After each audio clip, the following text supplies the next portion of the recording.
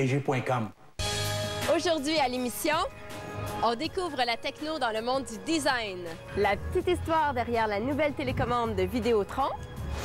On surfe sur la vague techno. Wouhou! Tout ça à Technolab.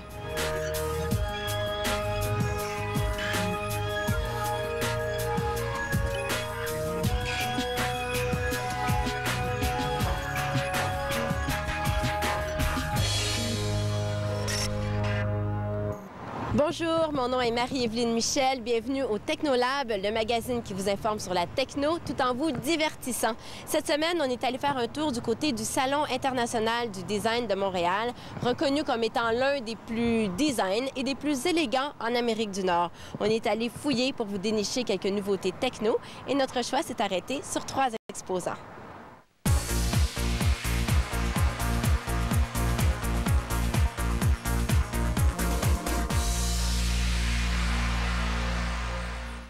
Je suis en compagnie de Jacques Parent, directeur des ventes chez Chronoglass. Bonjour, Monsieur Parent. Alors, bonjour. Alors, expliquez-moi un petit peu ce qu'est votre produit Chronoglass et où est la technologie dans tout ça. Alors, Chronoglass, qui est un fabricant de produits verriers architecturaux, on a 2 technologies très distinctes, dont la première est toute nouvelle en Amérique du Nord, c'est l'impression numérique d'encre de céramique sur verre. Donc, cette encre-là peut être imprimé direct sur le verre et vous avez fusion entre l'encre et le verre. Ce procédé-là nous donne une fusion entre l'encre à base de céramique et le verre, ce qui fait que c'est très, très durable. Ça nous permet aussi au niveau design de prendre un fichier, un motif quelconque et tout simplement travailler avec le fichier du designer. On imprime ce qu'on veut. On imprime ce qu'on veut et on imprime sur n'importe quel type de verre, c'est-à-dire que nous, on va ajuster l'épaisseur du verre selon ce qui est requis au projet. Et qu'est-ce qu'on a comme niveau de précision avec une encre de céramique comme la vôtre?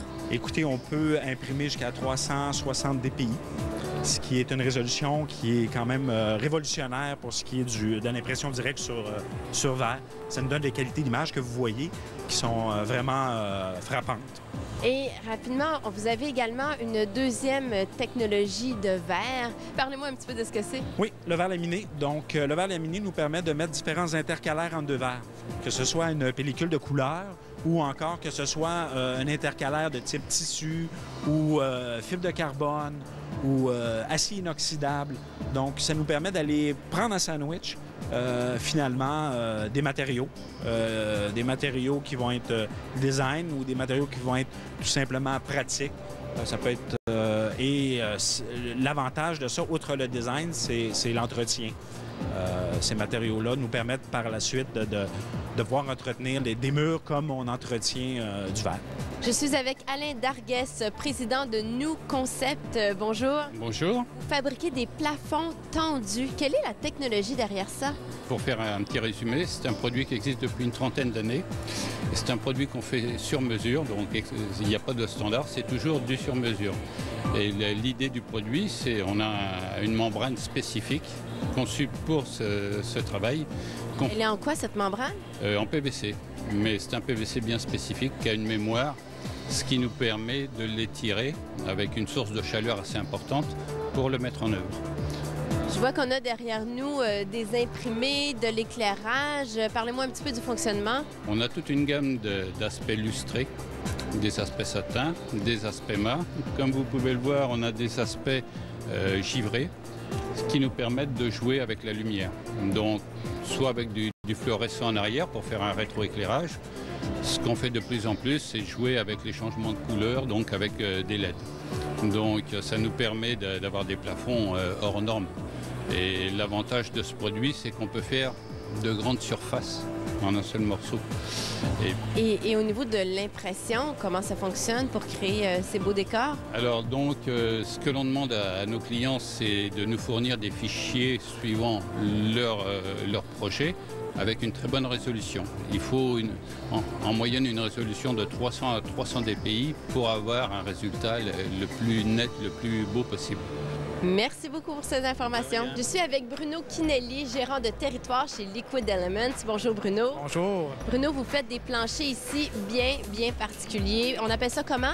En fait, c'est des planchers artistiques coulés. Donc, c'est des produits de résine d'époxy. C'était conçu pour des ponts de bateaux. Ils cherchaient une matière qui était assez flexible. Et puis maintenant, bien, on a évolué et on a d'utiliser la matière pour les planchers.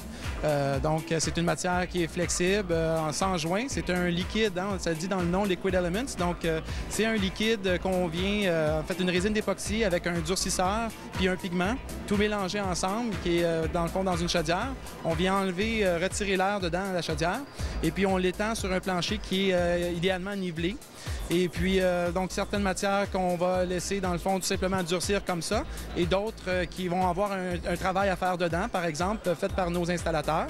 Et puis... Donc, ça veut dire que ça arrive liquide chez le client, là. C'est pas, vous l'avez pas installé chez vous, puis vous le déroulez chez le client, là. Exact. C'est pas en rouleau, sauf que ça permet de faire un plancher qui est complètement sans joint. Donc, dans des chaudières, on étend le liquide, on peut couvrir plusieurs milliers de pieds carrés. On peut avoir des styles qui sont avec un effet scintillant dedans, d'autres qui sont juste plus smooth pour un look béton. On a même, en fait, des finis qui sont texturés, excusez-moi, et d'autres, finalement, qui ont des éléments qu'on peut incorporer dans le plancher.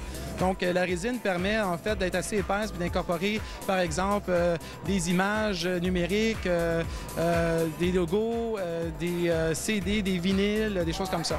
Mais quelle est la résistance là je sais pas moi, aux petits talons pointus ou à la lumière? C'est une bonne question en fait parce que cette nouvelle technologie-là de résine d'époxy est très résiliente. Ça n'existe pas là en fait en ce moment.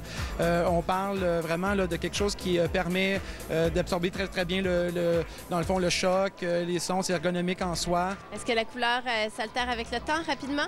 Non, ça résiste très très bien aux UV. Plus tard à l'émission. C'est vraiment un entrepreneur américain, surfeur, qui a décidé de se construire